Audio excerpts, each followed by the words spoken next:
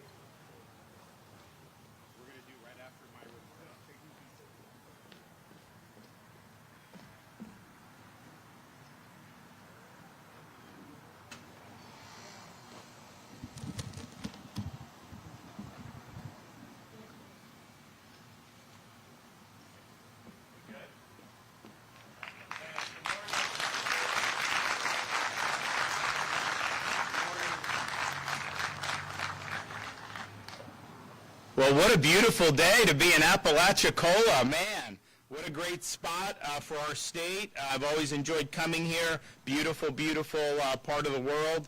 And we've got a great announcement here today. As you see, we've got a little hardware behind us that we're going to unveil here in just a minute.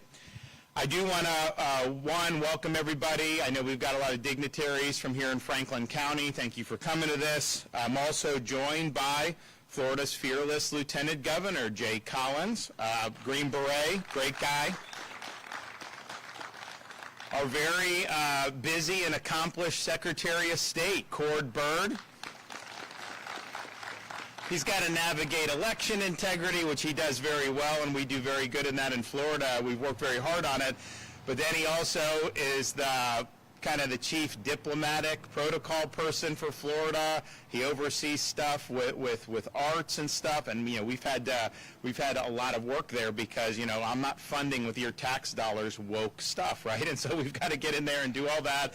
And Cord's been right there, and then now he's really the tip of the spear for America 250, and Florida's really. We're leading the country and leaning in on this because we think it's important to remind people that we're lucky to be Americans. Visit Florida President and CEO Brian Griffin. So he's relatively new to the job, doing a great job. So we're here today, September 17th, which just happens to be Constitution Day. And 238 years ago, we had the delegates to the Federal Convention in Philadelphia sign their names to what would eventually be adopted as the United States Constitution. And that was not an easy task. We sometimes, America 250, as we look, that's celebrating July 4th, 1776, when they declared independence. It's kind of a little pesky fact of that is just declaring it didn't mean they actually achieved it. They had to fight a war. They had to win a war. They had to win a war against the foremost power in the world, and they were very much outgunned. And you had 2/3 of the population either was loyal to the British crown or didn't care. And so you basically had 1/3 of the colonies that wanted to do the American Revolution. And so they had to fight. There was a lot going on there. You had, after the American Revolution, you had the Articles of Confederation. You had a lot of problems in a lot of these states, and there really wasn't good order. The founders at the time who had kind of steered the country through the revolution, they were worried that you'd have all this mob violence and mobocracy, and that the whole experiment would just basically collapse on the runway, so to speak. And so they figured, something needed to be done. They needed to have a framework for the country so that you could protect our God-given rights, but also provide a framework for the country to be able to grow and prosper. So that's really what led to the movement to convene in Philadelphia in 1787. And part of the reason we're here today is because we are here as part of America's 250 to honor the namesake of this county and one of the delegates to that convention in 1787, Benjamin Franklin, who, I don't know that we've ever had someone quite like Franklin in all of American history. At the time, though, since it's Constitution Day, it's important to point out this was kind of a renegade thing that was being done. I mean, they said they were going to change the Articles of Confederation. They're meeting in Philadelphia. They didn't exactly have cable news then, so they're kind of deliberating. You don't have media in there, and they're having to hammer out a lot of really important issues. There were two people at that time that were just head and shoulders above everybody else. George Washington, of course, the father of the country, was the commanding general during the American Revolution, and then Ben Franklin. And it wasn't even close. Nobody else was even close. And so the fact that Franklin was there, and he was getting up in years by the time you got to the 1787 time period, that was really, really significant. And so Constitution Day is a reminder that this is not something that is normal to have a written constitution endure for over 230 years. In fact, it's totally opposite the whole sweep of history, where these republics had been created, and then they typically collapse. And so our founders really took those lessons to heart. They wanted to make sure that they created a foundation so that the country would be able to prosper, but they knew you could do the best constitution in the world, but it would not be something that would run on autopilot. And so when Franklin walked out of that convention, he was asked, did you give us a republic or a monarchy? And he said, a republic if you can keep it.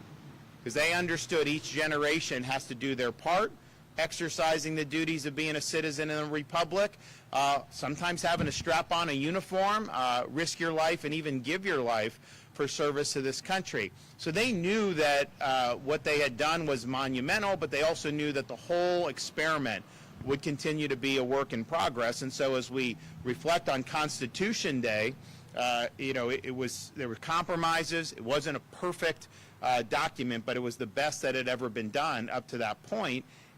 We should be thankful for that, but we also know we have a lot of work to do in this country to make sure that we are restoring the original vision of what America has been supposed to be. And I know a lot of people have worked very hard. I know Florida has worked very hard on that to really show a positive light and what can be done when you have a free state, when you enforce the law and make sure that people are protected, when we make sure that we're doing things to lift people up. So I'm proud of that, and I'm proud to be here on Constitution Day. So we've had, overall with America 250, our view is to lean into it.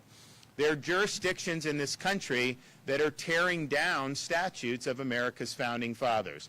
In Florida, we don't do that. In fact, we're putting up new statues of America's founding fathers in different parts of this state. And that is really a natural outgrowth of our emphasis on civics education since I've been governor. It just occurred to me that American civics and understanding what it means to be an American, understanding the Constitution, the Declaration of Independence, that had really been a lost art. You go to a lot of universities, they don't want to be teaching about that. They want to be teaching about, some zombie studies or something ridiculous. And so we really wanted to make sure that, because it doesn't matter what you're going to do with your life, when you leave our K-12 system, and honestly the universities we want to include in this as well, and we have, some people are going to go straight into the workforce. Honestly, if you get skills, you graduate high school, there's a lot of opportunities to do that. Sometimes people go to college and they go deep into debt. Not in our state universities, because the tuition's the same as when I became governor. It's the cheapest in the country for Florida residents. We're proud of that. But others, sometimes you go deep in debt and then don't have a lot of great options. So going straight into the workforce is a really viable thing for a lot of people. Others will go to a state college, some will go to a university, some will go to professional school, all these other things. Some will go into business, some will go into this. It's a lot of different pathways, but all the people that come out of this state school system will be called upon to exercise the duties of being an American citizen. And with the rights that we have from God and are protected by the Constitution comes responsibilities. And that may just mean that you participate in elections. Maybe it means you go as a parent, you go to a school board meeting because they're not doing what they're supposed to do, and you let them have a piece of your mind. Maybe you run for political office. Maybe you join the military. Maybe you support you're in law enforcement. There's a lot of different ways that you can contribute as a citizen, but I just think it's important, and I've always believed we can't be graduating blank slates. We've got to give our students a foundation so that they understand how America came to be, what are those enduring principles that mark the founding of this country and continue to make us unique throughout the world, and how do you apply that into this modern age. There's nothing new under the sun. Our founders studied all of human history. Human nature has not changed. They didn't have TV in 1787 or internet or social media, thank God. They didn't have artificial intelligence, which don't even get me started on that. They're like, oh, we're all just going to be under artificial intelligence. Really? It's garbage in, garbage out. And when you're querying this, if they have a bad data set, they're producing bad results. And I see a lot of flaws in that whole thing. We'll discuss that at length some other time. So they didn't have that, but they understood human nature. They understood the power of government. They understood the need to limit it and separate the branches and create checks and balances. And those insights are as true today as they were in 1776 when they declared independence, in 1787 when they signed the Constitution 238 years ago today, and it was just as true when they ratified the Bill of Rights shortly after the launching of the new republic in the early 1790s. So all of that is just how I think it's important. So these are really timeless principles. These are things that we want our students to understand and appreciate. So we've done speech and debate now. We have this debate initiative. Every school district in Florida is doing it. I think when we started, I think we had like 10 school districts that really were serious about speech and debate. Now everyone is. We host a championship in Orlando. We've been hosting that there across the nation. And, you know, first of all, when you have to get involved in speech and debate, in this day and age, I just think it's important. You need to be able to stand and articulate something in a public setting. You can't just be like, doing social media the whole time, right? And burrowing into that world. We see that creates a lot of problems in society. So I think that's a benefit, even apart from civics, just that we're doing that. But also, when you talk about speech and debate, you may have a certain viewpoint on that. You may be like a high school student that, really, believes in like gun restrictions, right? Well, you may be asked, hey, you got to defend the Second Amendment. And then you've got to question your own assumptions. You've got to actually think, okay, there's a lot of people that believe in the Second Amendment. Why do they believe that? Why, if a student hasn't been there, why is it? And then you have to go and you have to grapple. And then you actually see things from a different perspective. So I think it's really valuable. But we also understood, you can say, we got to learn all this stuff. It's so important. We can put money into it. And that's great. But you got to have teachers that really understand and are passionate about this subject as well. So we created a course for teachers, and not just limited to civics teachers, history teachers, English, whoever, where it's a 50-hour course.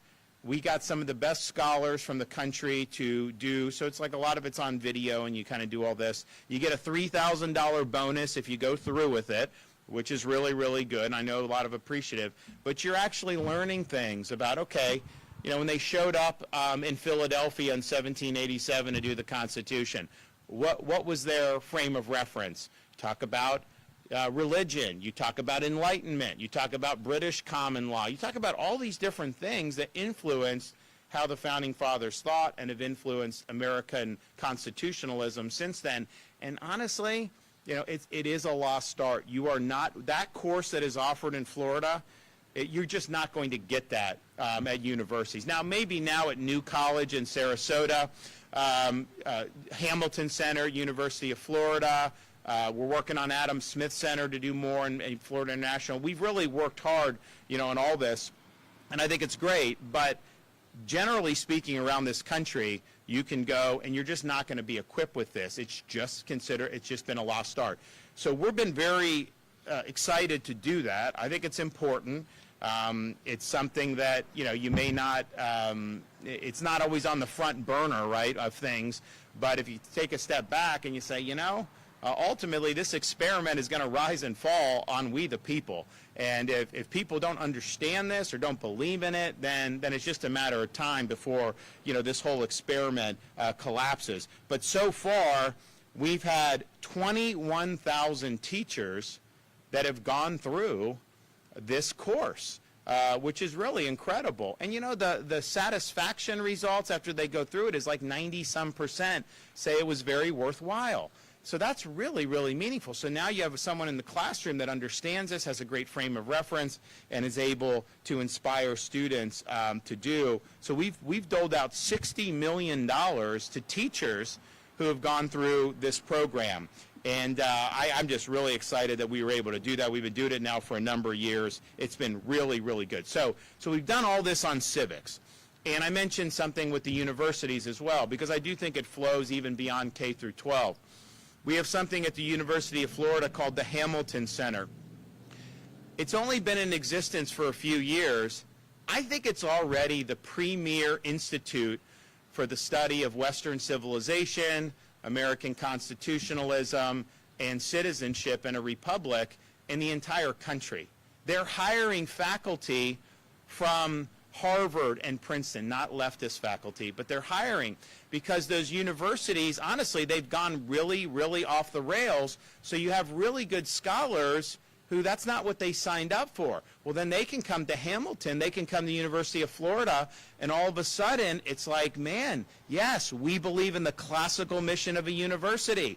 We believe in preparing citizens, or preparing students to be citizens of this republic. We want them to think for themselves. We don't want ideological indoctrination. So that has been something that's absolutely amazing. It's only going to get better.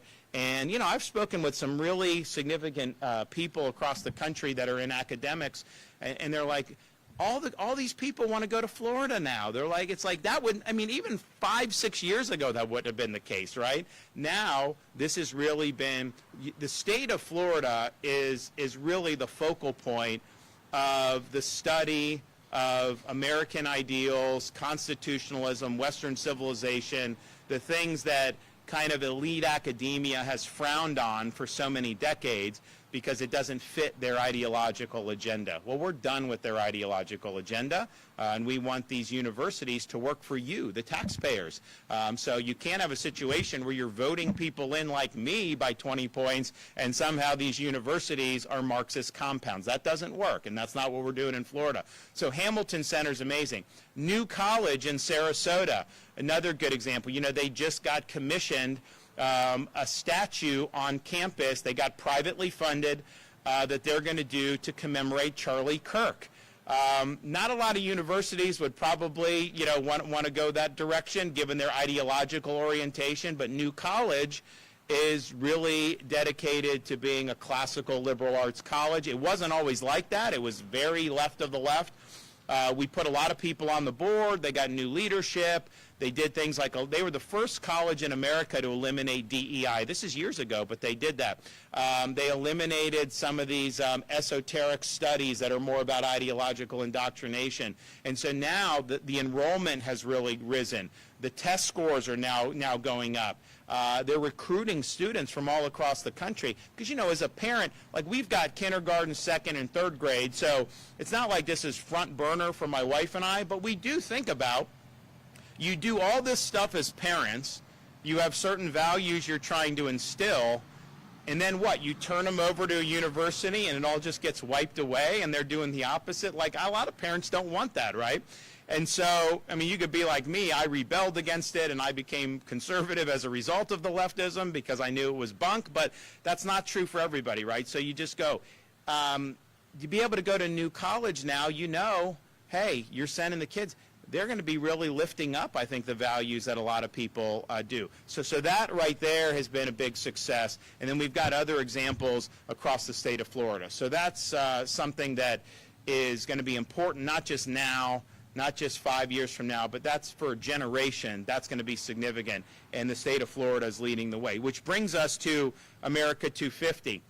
I think it's really important. I mean, you know, next year is America 250, but we've leaned in on it and say we're going to be doing a lot of stuff leading up to next year, and we're going to make sure that the state of Florida is really at the forefront of celebrating this. Now, Florida at the time was not a British colony and was not a part of the American Revolution. We obviously came online a little bit later than that when you had, you know, different skirmishes, things that kind of happened in that, and eventually became a territory and then became a state in the 1840s.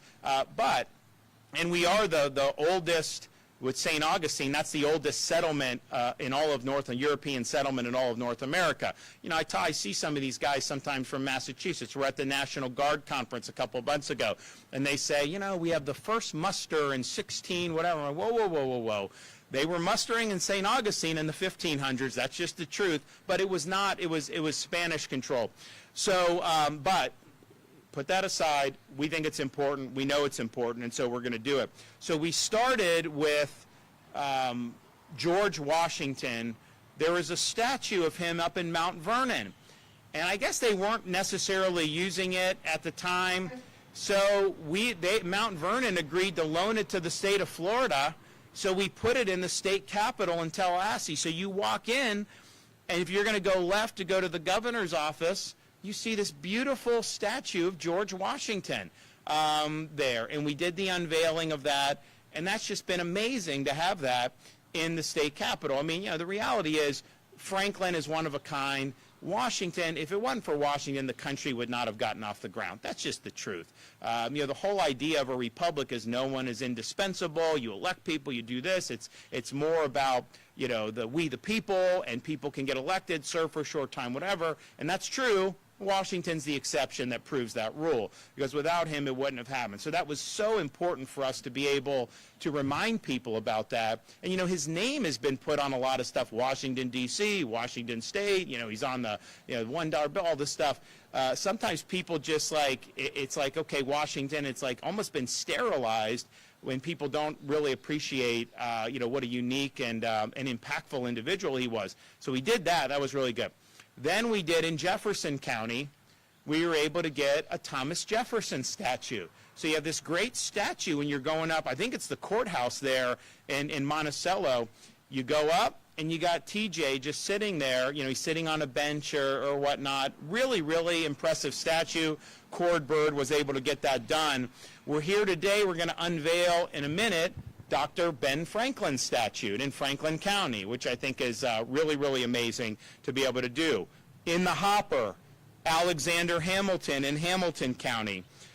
We are going to have James Madison in Madison County, and we're even going to go down to the Florida Keys to airmail in a James Monroe statue in Monroe County, which is going to be really, really great. So Ben Franklin. I don't know how he did all the stuff that he did. I mean, he's inventing things. He would write books. He was a diplomat, a statesman. I don't know that we've ever had a leader in American history that had such a diversity of accomplishments and achievements as we did with Benjamin Franklin. He was somebody that did Poor Richard's Almanac, a collection of proverbs and rules to live by. He was an inventor. He's flying the kite, with lightning strikes. He's doing things on bifocals. He did a stove. He's doing all these different types of inventions. He founded the University of Pennsylvania in 1749, which is well, it had been one of the top universities. I mean, recently some of these, the way they behave, it's just different. So he did that. He was very active in the cause of independence, which is significant because he was well known. He was very successful as a colonist. He did not have a bad life. He was taking a huge risk to be agitating for first the redress of grievances, but then ultimately separation from Britain. When they got to the Continental Congress, when they were working on, and Franklin was one of the ones that was working on the Declaration of Independence, he's famous for telling the folks assembled there, and by extension the colonies that they represented, we must all hang together or we surely will hang separately. So when they pledged their lives, fortune, sacred honor, they knew that if they lost, their penalty was guaranteed death. That's what would have happened. They all would have been executed for treason for having signed the Declaration of Independence and fought for American independence from the British colonies. And so he was one of the Committee of Five that drafted and presented the Declaration of Independence. He later, of course, as I mentioned, was at the Constitutional Convention in Philadelphia in 1787. And, that convention was not easy, because you had populous states that just wanted representation to be by population. You had smaller states that said, no, we want states represented. We were a confederation of states. It's not about just individual population. So that was like almost insurmountable. That's why they created the House, which is population, and the Senate, 2 senators for each state. It's called the Great Compromise. They had to hammer out a bunch of other stuff. I mean, just having an executive, they rebelled against the king. What, you're going to create a single executive? Is that going to be someone that's going to be too powerful? So they had to debate all these different things. And it really didn't go well for most of the convention. And so at one point in the convention, Franklin stands up, and obviously he commanded respect just because of how accomplished he had been, but he was also known as more of a rationalist, more of a deist. You had a lot of religious influence during the Revolution, but Franklin was not considered one of those people. So he stands up and he says, I'm thinking to myself, how is it that we have not appealed to the Father of Lights to illuminate our understanding? And so he requested that they all engage in a prayer to be able to ask God to help them make it through the convention. And, sometimes that's pointed to that, well, Franklin may have had a reputation as a deist, but, there he is wanting to appeal to God. Others say, well, that the convention must have been in dire straits if even Franklin is saying, we need to appeal with prayer, because that was not like him. So they did it, they came together, and they eventually hammered it out. And he said towards the end, so they're signing it, so this would have been September 17th of 1787, and they're signing it, and George Washington was the president of the Constitutional Convention. He was sitting at the front, and Franklin stood up, and Washington had a chair that he sat on, and at the top of the chair there was like half of a sun. And Franklin said, I've been looking throughout the course of the convention to try to figure out the sun on the back of Washington's chair, is that a rising sun or is that a setting sun? And he's like, now I have no doubt with the adoption of this Constitution, or the proposal of the Constitution, that's a rising sun, not a setting sun. It signifies the rising of a young republic that would eventually be the envy of the world. And sure enough, it got ratified, and the rest is history. During the Revolution, though, so he was kind of back in the States then, he was out as a diplomat. In Britain, he was there for a time. He was in France. He was legendary for his carousing in France. I mean, he had a lot of fun in Paris when he was doing it. I don't even want to know the details of that, but he was definitely somebody that enjoyed life. So he was doing that, but U.S. probably wouldn't have won the American Revolution if it wasn't for France coming in and helping at the end. And really, that was Franklin that really set the stage for that. So a remarkable success as a diplomat, in addition to being a domestic statesman. And he's also just somebody that you read Poor Richard's Almanac, you read a history of his quotes, they ring as true today as they did back then. I have a couple favorites of Ben, and these are things that I think if you watch how we kind of run things, you could see we take these to heart. One of the things he said is, well done is better than well said. And ultimately, that's something that I've certainly tried to live by. Words can be meaningful, but deeds are ultimately the most powerful. Don't tell me what you're going to do. Show me that you're actually going to get it done. And if everyone in elected office stood by what Franklin said, we'd have a lot more productivity around the country than we do now. The other thing that I've taken to heart, as he says, is he that is good for making excuses is seldom good for anything else. You got to kind of step up, you got to get it done, and you can't be making excuses. So we're really excited to be here. I think people need to know. I mean, my kids, we're telling them every time we do these about these different folks, and I really hope our young people are able to be inspired by the examples of America's founding fathers. I mean, I just think to myself, how would this have worked back in 1776, 1787, if instead of like a Benjamin Franklin, you had people like Adam Schiff? I mean, would it have done well? I mean, I think probably it would not have done well, right? I mean, it's just, so we were really blessed with a unique set of leaders who were able to achieve great things and give us an opportunity to live in a free society. And obviously, we struggle to continue that, to make it better, to restore freedoms as those have been eroded by big government over the years. And we've done that in Florida in a number of different respects. But man, I hope these young people throughout the balance of this year and through next year really are able to learn something significant about the founding of this country. And I think it could help spark a great renaissance throughout the country if young people really appreciate these ideals. The country's always done well when we're true to these founding principles when you're applying those faithfully, we typically do well. We get into trouble when people turn their back on those founding principles and when they're not continuing to recognize the enduring principles that the country was founded on. So I do think it's important, not just as an academic exercise, I think it's important going forward as free people. So before we're going to call up the LG, we're going to call up Cord Bird, we're going to call up Brian Griffin to make some brief comments. But before we do that, Secretary Byrd and I are going to officially unveil the statue of Dr. Benjamin Franklin that will be right here in Franklin County.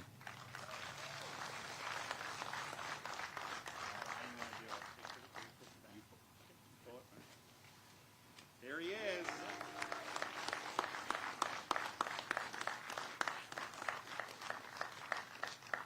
Good man right there. All righty. So we'll start with, so Jay Collins was a Green Beret. I think some of you may have met him already, or you know him, but if you don't, he was a Green Beret for 23 years.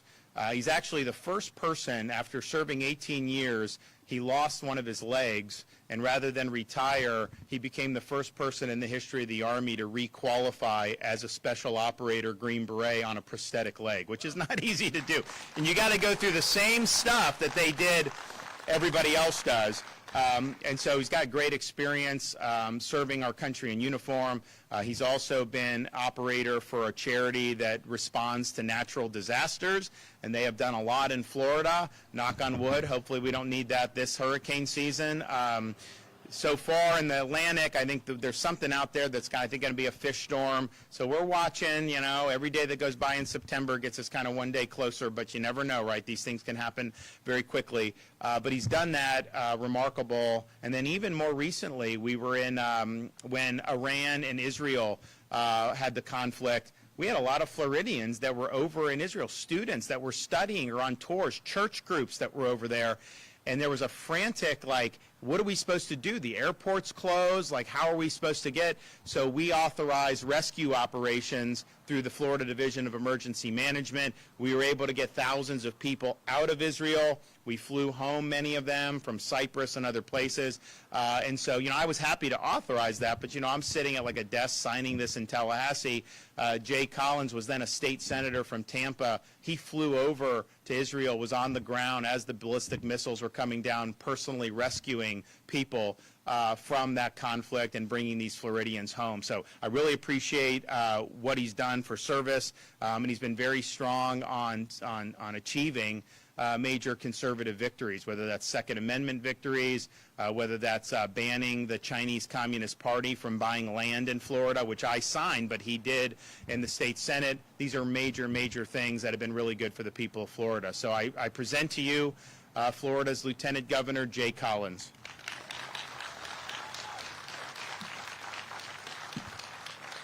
Well, good morning. It is great to be here. I'm a bit of a history nerd. I love it, having traveled around the planet and seen some of the places that are so dissimilar from what we have right here in America.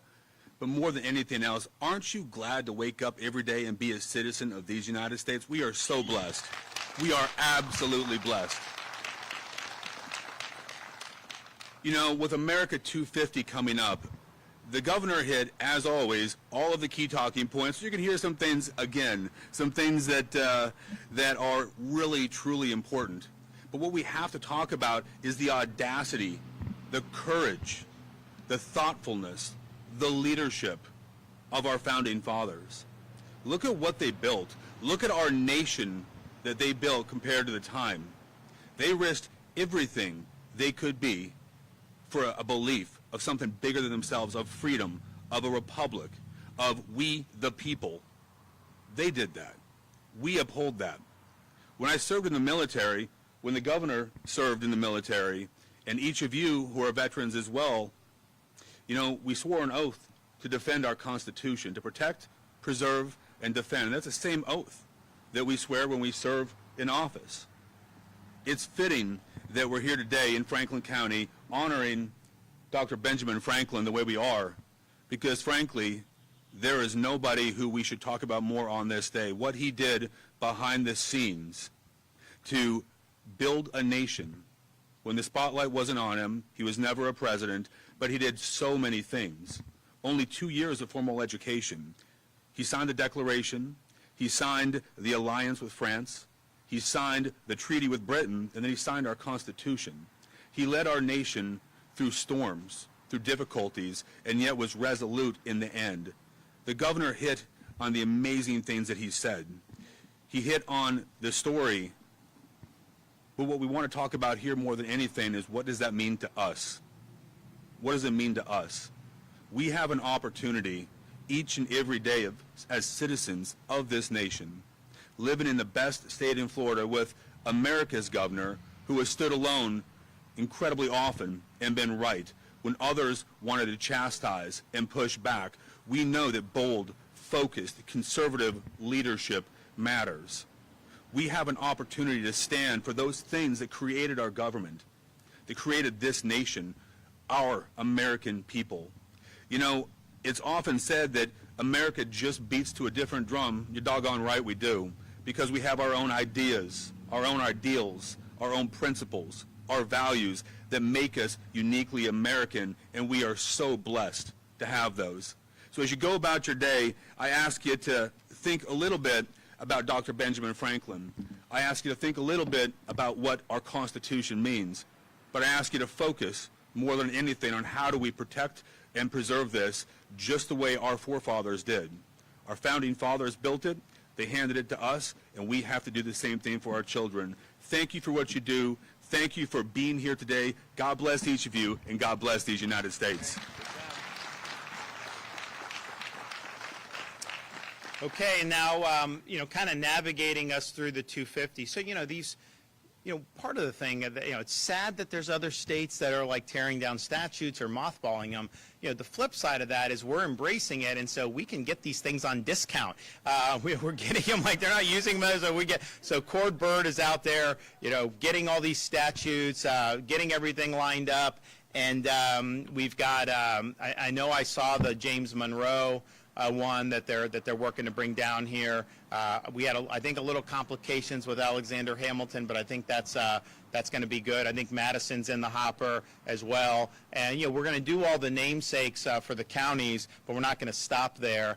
We definitely want to be able to do more in other parts of the state of Florida. And, there may be some jurisdictions that, may not embrace a founding father as much as like here in Franklin County would, but that's okay. We want to make sure that everyone's got a chance to learn about this, and it's really important. So I appreciate all the work he's done on this project as well as so many other things, ensuring, we don't even talk about in Florida these elections anymore because we have the results in like an hour, and like everyone says, why can't all the other states be like Florida? That didn't used to be the case in Florida.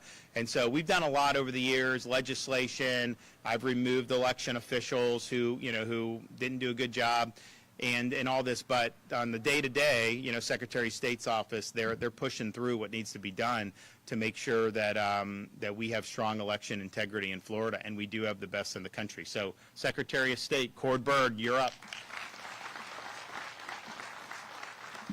Good morning, Governor, Lieutenant Governor, citizens of Franklin County. Happy Constitution Day. Today on National Constitution Day and Citizenship Day, we commemorate the signing of the U.S. Constitution on September 17, 1787. Benjamin Franklin, one of our most distinguished founding fathers, played a significant role in the Constitution, so it is fitting that we unveil his statue on this day. Before the Revolution, he was a renowned author, inventor, scientist, and civic leader, a brilliant thinker. The founding fathers trusted him at key moments in our history. In my office, I have a picture hanging that shows Franklin and Jefferson and Hamilton writing the Constitution, and that is a reminder every day of what those men went through and what they did to give us what we have today. Franklin helped draft the Declaration of Independence, secure a military alliance with France, and negotiate the Treaty of Paris, which ended the war with Great Britain. In all his accomplishments, Benjamin Franklin embodied the virtues of hard work, enterprise, ingenuity, virtues which have characterized America's rise as the most dynamic and innovative nation in the world. And the governor mentioned Franklin's wit and wisdom immortalized in his publication, Poor Richard's Almanac. That spirit is alive and well in Florida, where we honor the past and celebrate those who laid this foundation. In dedicating the statue, we not only recognize Benjamin Franklin's greatness, but the greatness of the nation he helped to build. As chair of the American 250 Florida Advisory Commission, I am proud to lead our state's America 250 celebration, and this ceremony is part of that celebration. The commission is planning events in all 67 counties leading up to and throughout 2026. We're engaging as many citizens and visitors as possible to educate our children about America 250 and the events and the people that have made our country great. I'm grateful for the leadership of the governor for his unwavering commitment to preserving American history and ensuring Florida leads the way in celebrating our nation's founding principles. And Governor, I never see you as excited as when we do this because he's such a student of American history. I can tell. I mean, you just riff on it, and it's very it's inspiring, and I hope that we can all aspire to that level of knowledge of our country. I want to recognize the Department of State's Division of Historical Resources, who played an important role in acquiring the statue and working with Franklin County Coordinator Michael Marone on the logistics of bringing this important symbol of Apalachicola. And I also want to recognize Heather Riley, the Supervisor of Elections here. Oh, where's Heather? Oh, there she is, who's doing a wonderful job as doing her constitutional job and ensuring elections in Franklin County. I want to thank the Department of Transportation for their assistance in building the concrete pedestal on which the statue is mounted and transporting the statue to this location. Also want to recognize the Museum of Florida's History, Design, and Fabrication Shop for working with the county and their expertise in getting the statue involved here at the courthouse. These things weigh thousands of pounds, and it's not an easy task to get them here, so they do a wonderful job. And finally, as we prepare to celebrate America's birthday this year and next, let's take a moment to appreciate Benjamin Franklin and all the founding fathers who risked their lives for the cause of freedom. I also encourage you to stay tuned for a slate of America 250 Florida celebrations being held across the state in the coming year that will be family-friendly, patriotic, and educational events celebrating the birth of the greatest nation in the world. And I'll leave you finally with a quote from Benjamin Franklin on the Constitution. He said, "The Constitution only guarantees the American people the right to pursue happiness. You have to catch it for yourself." And in Florida, under the governor's leadership, millions of Floridians are out every day catching happiness. Thank you. Happy Constitution Day.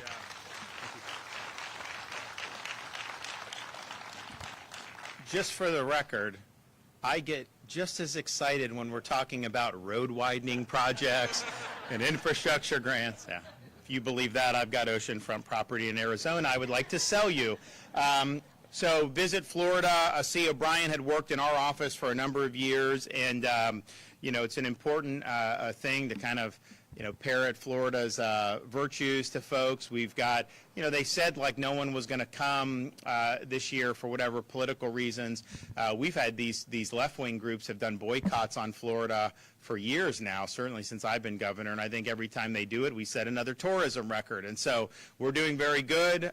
We have that. And, it's interesting. Obviously, people go down to the theme parks, and there's a lot of activity in South Florida. There's different things that happen. But one of the best things you can do if you really want to have a good time with your family is do Old Florida. And it's honestly, it's refreshing to not have everything be commercialized and everything, a lot of family. And I will tell you, like here in Apalachicola, like they catch the fit. It's amazing what they do. Great restaurants, very, very good, but just very beautiful. And, this is kind of, as Florida was meant to be. So we have so many great spots, particularly throughout the northern part of our state, not just here in Franklin County, but throughout the region. We've worked really hard with folks here and in neighboring counties to, recover from the storms. It's not been easy. I mean, you had Idalia in 2023, which was a major hurricane. It didn't get as much attention because when it hits the Big Bend in Florida, the media doesn't care as much as if it hit, other parts. That's just how they are. But it was very, very significant. Then you did Debbie, which wasn't as significant as Idalia, but it's going the same path when people are recovering. So that was really devastating. Then you had Helene, that came in. Milton did turn and went further south on that. But, that's a pretty significant string of events, and we're hoping that we get a respite. We had 10 years from 2006 to 2016 where there were no hurricanes in Florida that hit, and then we've had 6 majors in the last 7 years, so these things kind of go in. But we've been really supportive of helping out with the response initially and then continuing to do it. And, you can count on me to do it. Hopefully we don't have to do for any new storms, and we can just kind of focus on the ones that have happened. But I do know that this is a great part of the state, and I know more and more people see that. So Visit Florida President and CEO Brian Griffin. Thank you. Well, thank you, Governor, and good morning, everyone. I'm Brian Griffin, President and CEO of Visit Florida, which is our state's tourism entity. Happy Constitution Day. Indeed, Florida is the #1 tourist destination in America, and we're proud of that. But we're here to honor one of America's most remarkable founding fathers. Over the last few years, we've all witnessed a craze of bad faith, politically motivated demonstrators tearing down statues and demeaning our nation's founding. It achieved nothing but to reveal how little those individuals knew about American and world history. We're a good, decent, and just country founded by a group of wise, earnest, and God-fearing individuals, and we are lucky to call America home. Therefore, we should take every opportunity to remind future generations of the value and scarcity of liberty. That's why it's so fitting that Florida is putting statues up to restore the rightful recognition of our founding fathers and to celebrate them and all they contributed to our nation's successes. Once again, Florida leads. Benjamin Franklin was, in particular, a man of many talents. A printer, a scientist, an inventor, a diplomat, and a statesman whose brilliance helped to shape the United States. At just 15, Benjamin Franklin was already publishing essays under a pseudonym, outwitting Boston's literary elite. And among his many contributions to science and industry, he charted the Gulf Stream, aiding transatlantic voyages, which is an endeavor that particularly resonates here in Florida, where our currents draw visitors from across the globe. His ingenuity gave us the lightning rod, bifocals, even swimming fins, important to Floridians, and his work as a publisher developed effective political commentary that shaped the revolution. He was instrumental in the Continental Congress and in the Constitutional Convention.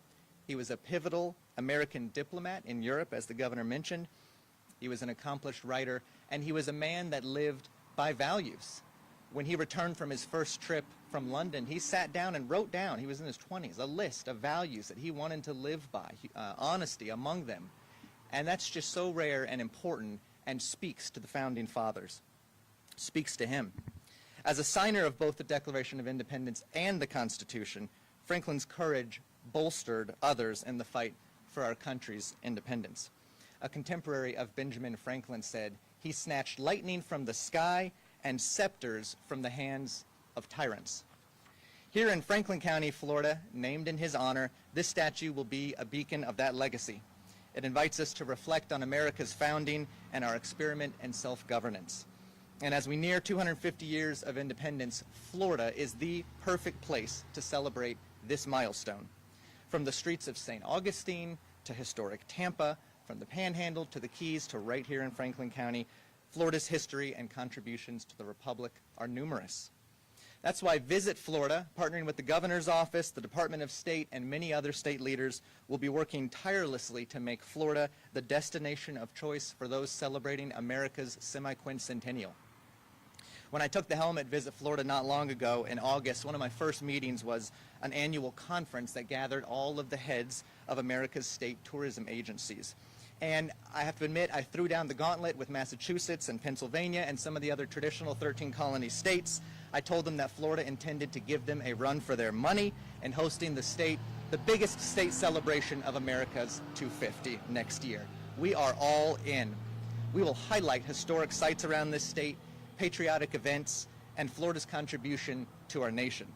You can pick up driving tour maps and other 250th materials at Florida's welcome centers, and follow along and stay tuned on social, and you can go to america250fl.com where all of this will be located for your convenience.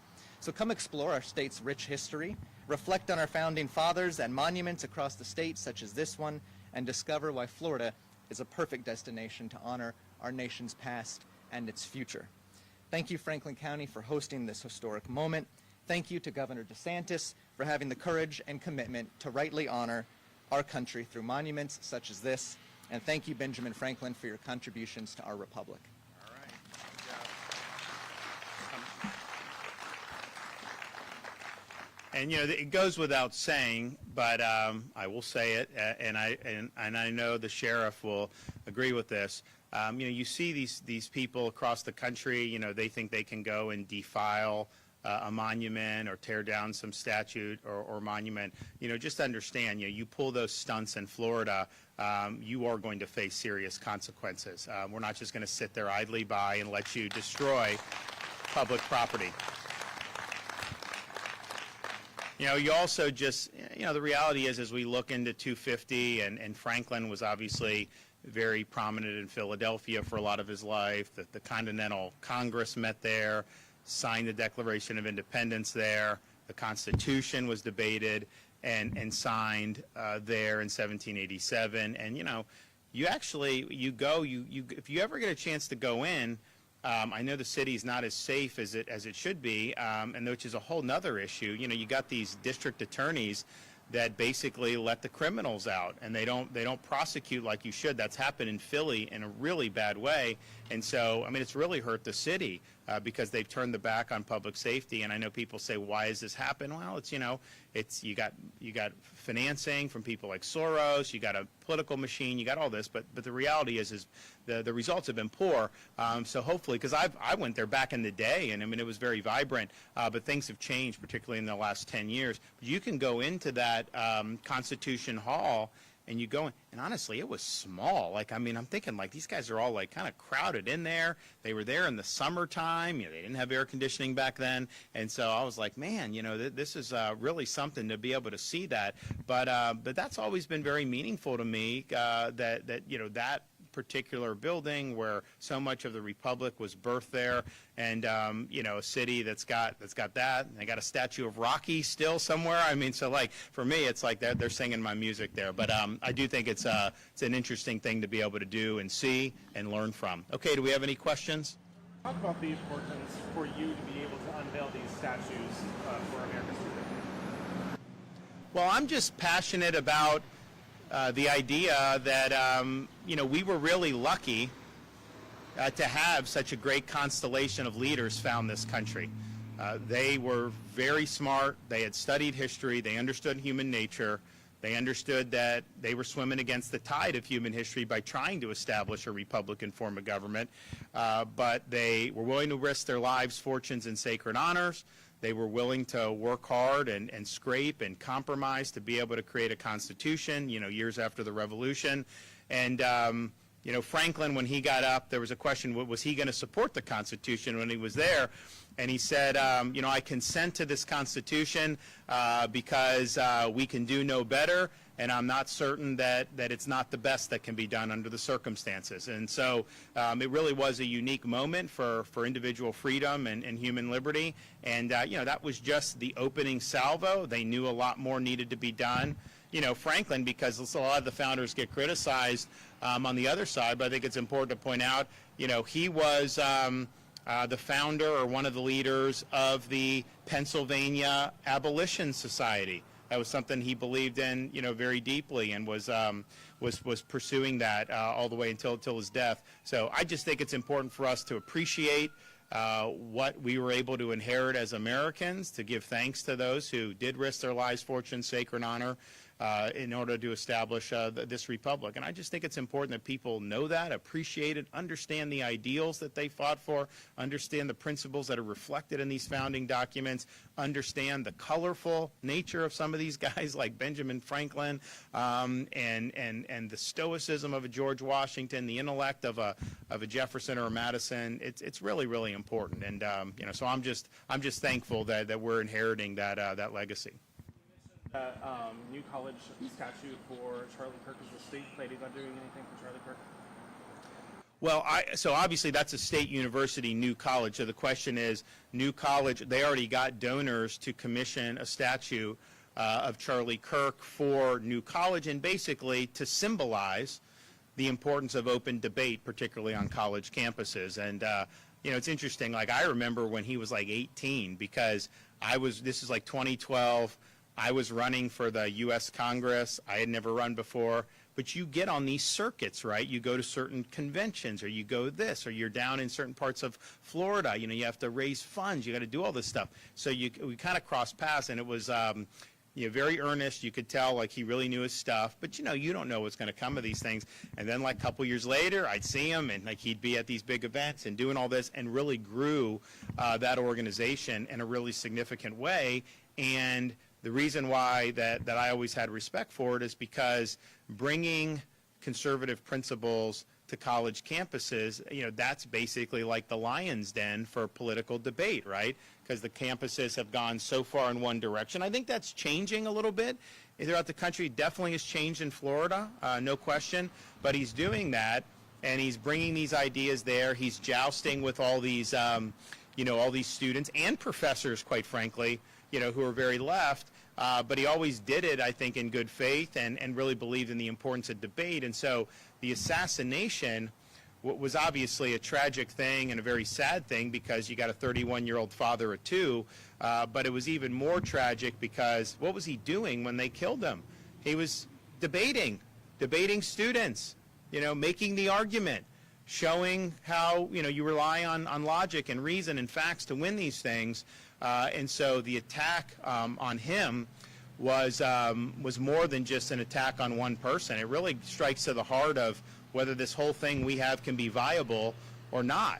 And if you can't express your views and engage in good debate, and it's not just, this was an extreme situation where somebody went and assassinated him, but there are other speakers that go where the mob will shut it down and they can't. There's others that get shouted down and they can't talk. There's people get canceled all the time from even being able to speak. And so this assassin he didn't like what Charlie Kirk was saying, and so he wanted to silence him through violence, and he killed him for it. So I think it's appropriate what New College is doing. That's obviously a state college, and I'm supportive of doing that. We will also, of course, we've done the flags at half staff in conjunction with the federal government, and I was happy to do that because I think it was appropriate. Some of the results from the DOJ audit, nearly 200 million of waste identified in Orange County. What's your reaction to that, and kind of talk about where things stand with that right now? So I think a lot of people know, but maybe not everyone. So we, at the beginning of the year, launched a statewide auditing and DOJ effort in Florida. We're doing it for state agencies, universities, and all that, but then we're also doing it on local governments. Because what you look at, you got a place like Broward. They've had no net population increase in the last 5 years, and their budget's gone up 60%. And so people are paying more in property tax because they say, oh, well, your home used to be worth $400,000, now it's worth $900,000. Pay up, right? And even if you have homestead, they still raise it. It may not be raised as much, but you still pay more. And so we thought it was important for taxpayers that there's a voice that this is being done. So you have the chief financial officer of Florida, Blaise Ingoglia, is really leading this, and he's doing a really, really good job going into jurisdictions. We do have legal authority to have access to the books and have access to what needs to be done. Some of them aren't cooperating, and then he's doing subpoenas. He's doing what needs to be done to hold them accountable. But what they're finding in Orange County in Central Florida, found $200 million in waste in one county. So the question is, would you rather cut out that waste and then not have to pay property tax on your personal residence, or do you want to just keep getting taxed so that they can fritter away your money? And I think most taxpayers want to own their homes. They don't want to fund extravagant spending. And so, we obviously are going to support firefighters, police, support education, support some of the infrastructure stuff.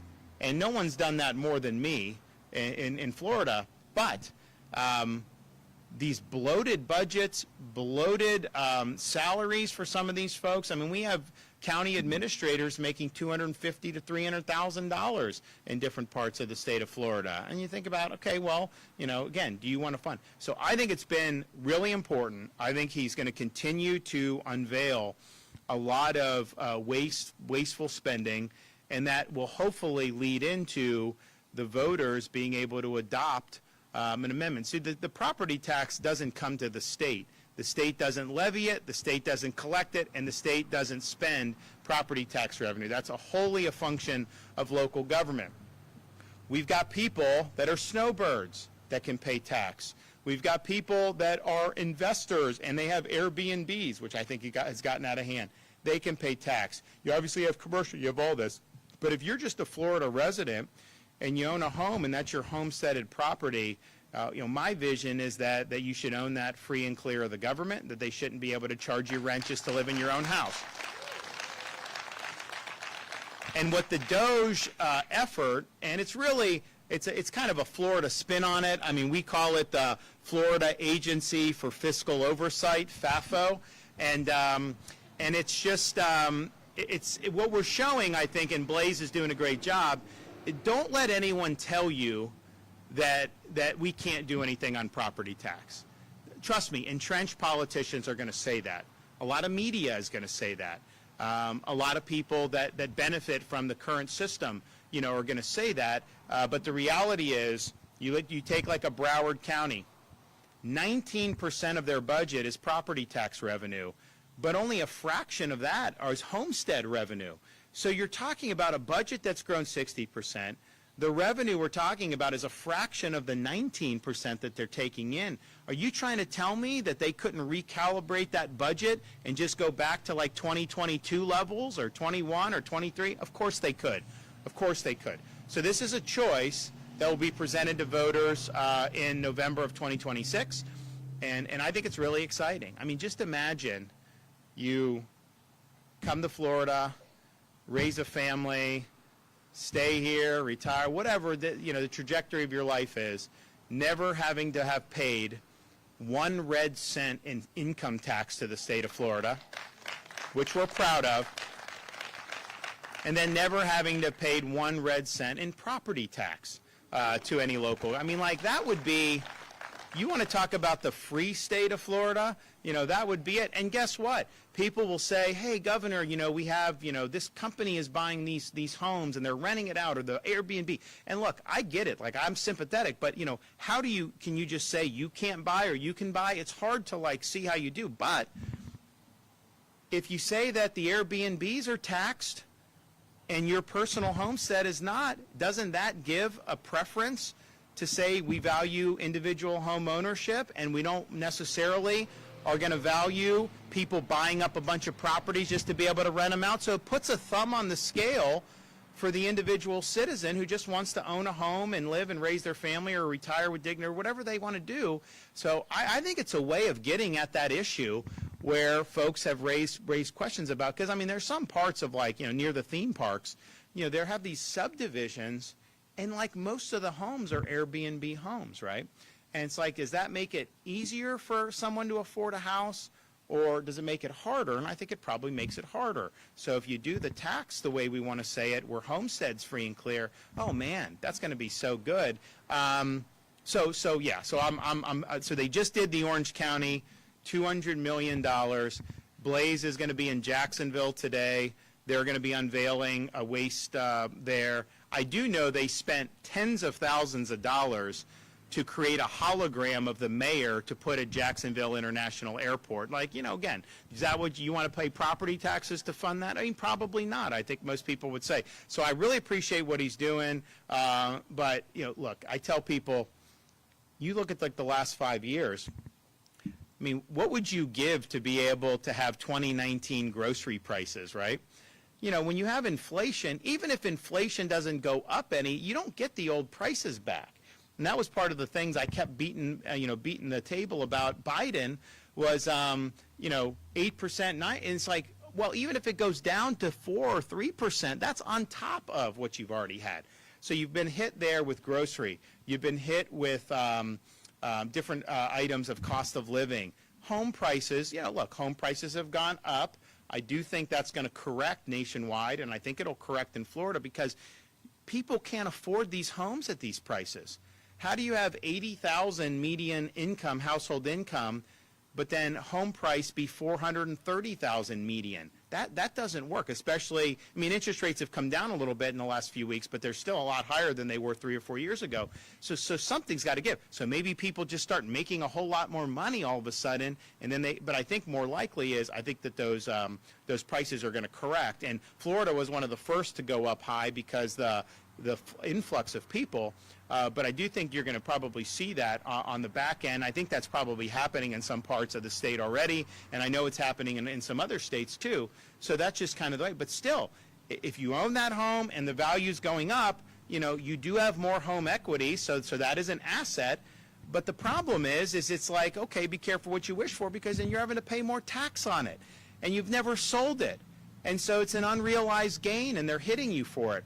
So the way, I think the best way we can do to help give people relief so that they're able to do well and make ends meet is the property tax. We can't control the prices at the grocery store, a lot of the things.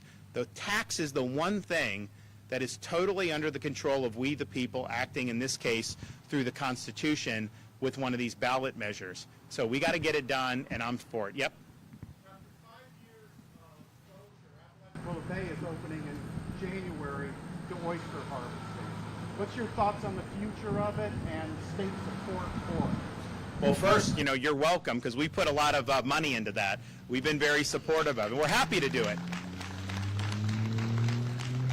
So I think it's great for the economy. I think it's great for the culture. I think it's a great tradition. I think it's good for a lot of things. And so I know it's been difficult for many, many years. We've been very receptive to the concerns of folks here, and I know we've been able to deliver some meaningful results. And so we'll look forward to coming down and checking it out when the time is right. Yes.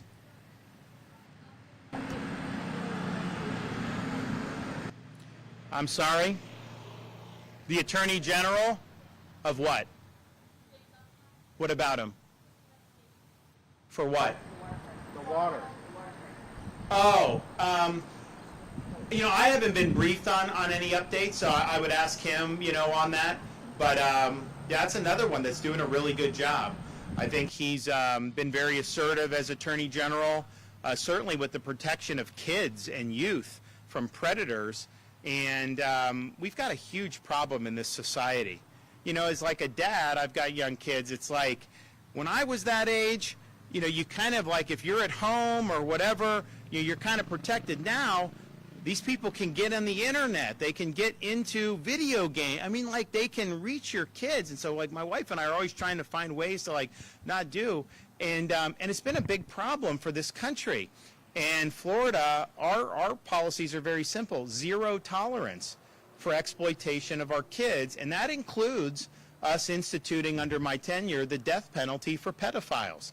I think that that's an appropriate punishment when you're doing this to these young kids. And so the Attorney General, so James, has been really, really strong on defending the innocence of our kids, holding the bad guys accountable, and also vindicating parents' rights. You know, they created an Office of Parents' Rights in the Attorney General's office. Very, very important. You know, you've seen this thing, this phenomenon, and we saw it in Florida, unfortunately. You know, after the assassination of Charlie Kirk, you know, you've got people out there celebrating that. And I'm thinking to myself, look, I may disagree with somebody politically. I would never think it would be good for something like that to happen. It's not good for, obviously, the victim and the family. It's not good for society for this stuff to happen. So to be out there cheering it, you know, was a real problem. And people say, oh, well, you know, people can do what they want, free speech. Well, yeah, no one's saying the government's going to put you in jail for doing that. But I do think it's a problem. Is that someone you want teaching your kids? When they say that this is something, this assassination should be celebrated? Of course not.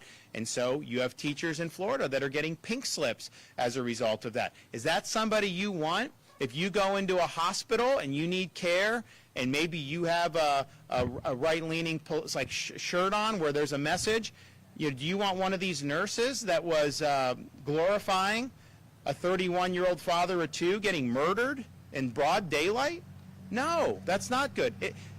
When you're in these positions of trust, when you're in education, when you're in government service, when you're in healthcare, where other people are impacted by what you're doing, there's a higher standard of conduct that we have a right to insist upon. And so the Department of Education in Florida immediately has taken action. University of Miami, which is a private school, you know, they severed ties with one of their physicians who was a professor, you know, because she's out there just incredibly, you know, glamorizing this.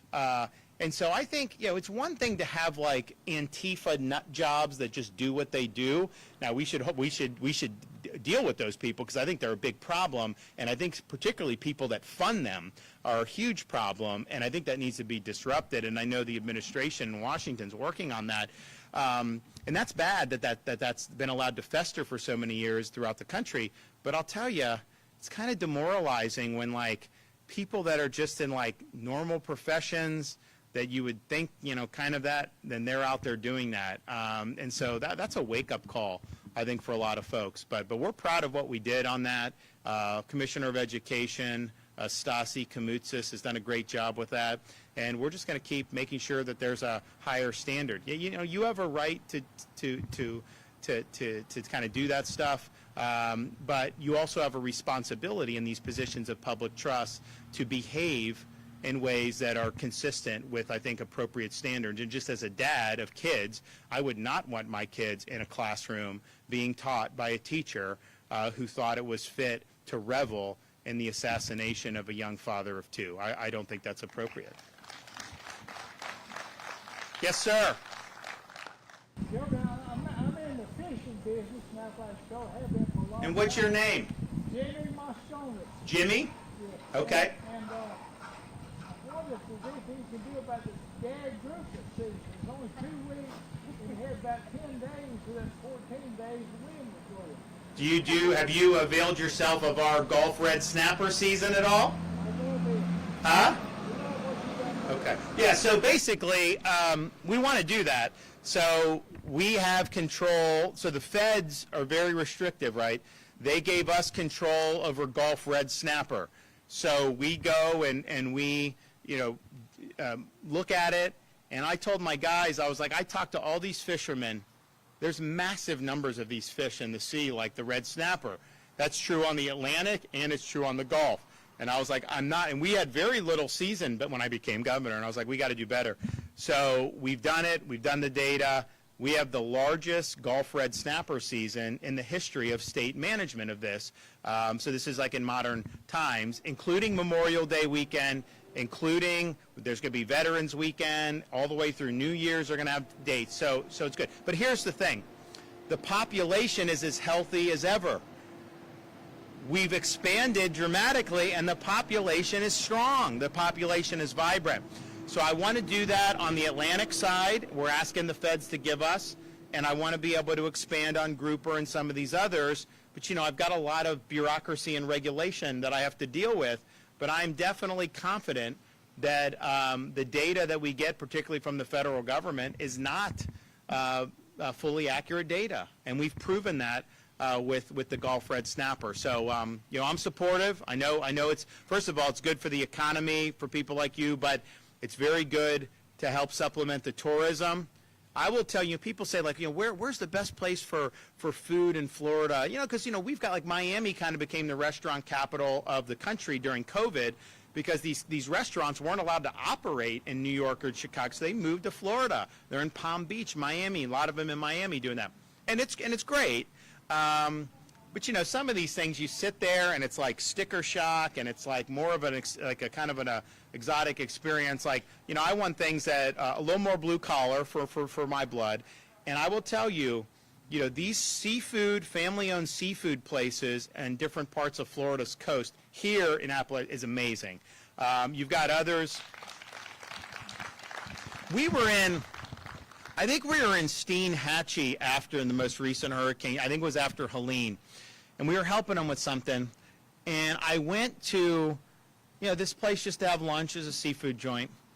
And the owner was a great guy. He's like, do you like stone crab claws? I'm like, yes. I mean, like, of course I like, yes, absolutely. Brings out these stone crab claws, these massive, massive stone crab claws. I mean, honestly, like, as big as I've ever seen, just amazing. All this stuff. But then it's true for like a lot of different parts of Florida. Like you go to the Florida Keys, you go to these little keys, they'll have these places to go. So I always tell people that is the best Florida experience that you can have. So that's part of what draws tourism. Honestly, when Floridians get to experience more. You know, I used to do when during COVID, Fauci would always attack us because we had restaurants open. He hated restaurants. He wanted restaurants closed. Or no, they said you could eat outside, but you're not allowed to eat inside, which to me is, well, what would happen was they would set up the tables outside in like Chicago, which is fine when you are in August. But when you start to get into the fall, it gets very cold there. So what would they do? Would they let people go inside? No, they didn't do that. They would build enclosures outside, and that's outdoor dining, even though the ventilation is probably a lot worse. But this is the mindset that was going on.